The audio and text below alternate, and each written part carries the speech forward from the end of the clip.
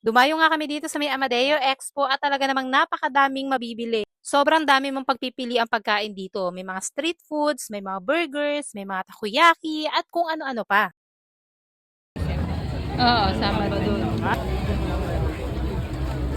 First stop nga namin ito ang overload na cheesy corn nila. Talaga namang grabe yung pagka-overload sa cheese. Sobrang generous nga sa cheese sa halagang 55 pesos. Honest review lang at base lang to sa mga panlasa namin. Pero medyo nakakaumay ngayon dami ng cheese niya. Pero kung cheese lover ka, magugustuhan mo to.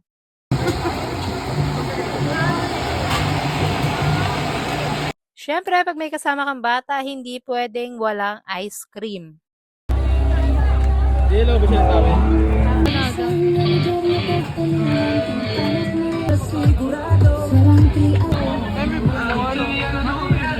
Bumili nga rin kami nitong lechon rice bowl at saka yung sisig lechon nila sa halagang 100 pesos each.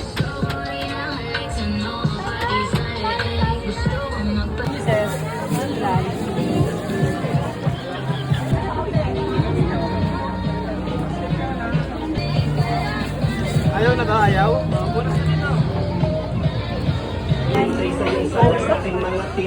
Para